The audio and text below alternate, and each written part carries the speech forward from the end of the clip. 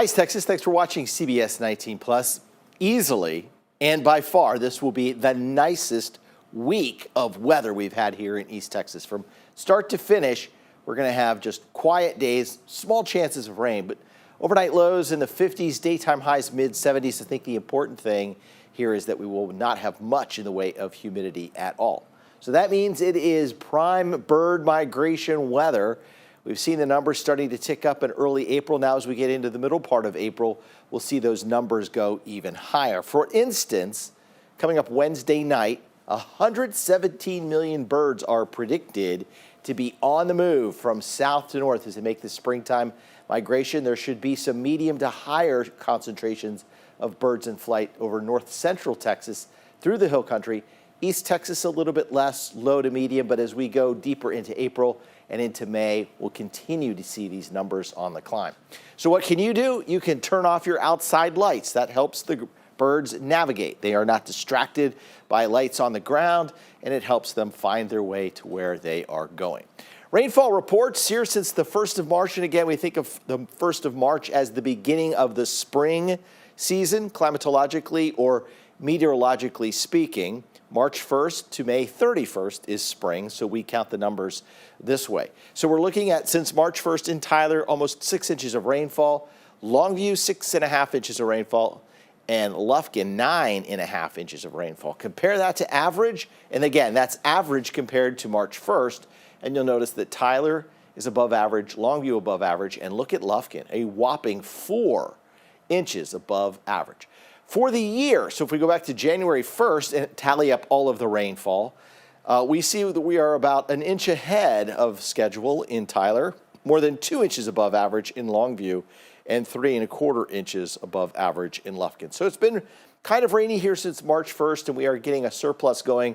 Again, that surplus is important because once we get into the drier months of, say, late June and into July and, of course, August, if we can keep the soil moist, then we have less of a chance of seeing several 100-degree days. Doesn't mean we wouldn't see a 100-degree day, but if we can keep these rain events happening and we can stay ahead in the rain gauge and the soil does not dry out, then it gives us a better chance to see at least a somewhat cooler summer.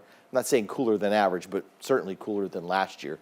Last year we had quite a few 100-degree days. All right, let's take a look at future skycast. We'll start this late tonight. Look at the pleasant temperatures, upper 50s to low 60s, east to east-northeast winds, lower humidity coming in from the east. Interestingly enough, we'll talk about this in just a second. There's an area of low pressure that will be forming to our east, near the Gulf Coast, near New Orleans. That's the reason for the east to northeast winds. You can see by tomorrow morning, we've got northeast winds, temperatures in the lower 50s, a pleasant start. Then Tuesday afternoon, perfect weather here in East Texas with highs in the low to mid 70s, about 70 to 74 across the area. Tyler probably up to 74, Longview up to 73 briefly. Over deep East Texas, a couple of stray showers will pop up. That'll be very late tomorrow night, maybe on the edge of Sabine, San Augustine County. Then we'll go into the morning Wednesday again, temperatures falling to the lower 50s. With the lower humidity, it gives us the capacity for the air to cool off in great amounts at night and then warm back up just in about that same ratio. So you're going down about 20 to 30 degrees and you're warming right back up 20 to 30 degrees the following day. Wednesday will be just a little bit different here, so we have more clouds spilling in from the east off of that strengthening upper low. And so keep an eye right here on the Louisiana-Texas border, and you'll notice more rain showers coming back in. So for Wednesday, we'll add in a 30 to 40% chance of rain. You'll see that it makes it up into Panola County and Shelby County, and some of this will make it up into Nacogdoches County, Angelina County, San Augustine, and Sabine County, and maybe even as far north as Marion and Harrison County sometime overnight Wednesday into Thursday. I think Smith County stays dry, Gregg County, Rusk, Cherokee County all staying dry here with no rain in our area. Perhaps later into Thursday, maybe more so Friday. So that's a 30% chance when you average it out across the area for Wednesday. There's a cold front coming in Friday into Saturday. So it's a late night chance for rain and thunderstorms. Friday night, early Saturday morning, afternoon, Saturday is dry, Sunday's dry, and a week from today also dry. All right, here's that upper low I'm talking about. By tomorrow, it is spinning and getting a little bit stronger and beginning to move a little farther to the west. This is a ridge of high pressure, so dry weather out here. The storm track has retreated all the way now to the Pacific Northwest to the U.S.-Canada border and then down through the Great Lakes. So if you're going to find stronger storms, they're going to be up here, tied closer to those stronger upper-level winds.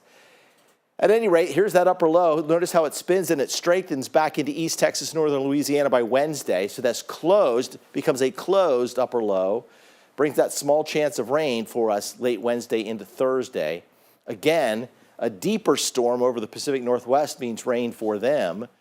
Dry weather from St. Louis to Chicago to Atlanta, from El Paso all the way back to the deep south. Then the low ejects into the Ohio River Valley.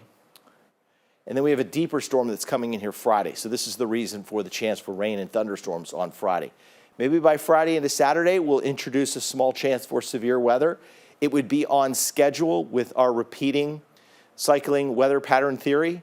April 15th, 16th time frame is related to a few storms that we've already seen this year. If you go back about 50 days, 101 days, you'll see these storms that look very similar to these storms that could come on in this Friday and Saturday. All right, late night storms then in the forecast for Friday, 81. Saturday morning chance, then up to 78. Filtered sunshine, lots of high clouds here Sunday. So a little bit cooler, 73 for the high temperature. How much rain will we see over the next 7 days? Let's break it down. So for the rest of today and tomorrow, no rain. Next 3 days, today, tomorrow, Wednesday, you'll see these lighter rain amounts popping in here. So if we see any light rain showers, it'll be less than 1/10 of an inch. Next, let's go to Thursday and Friday.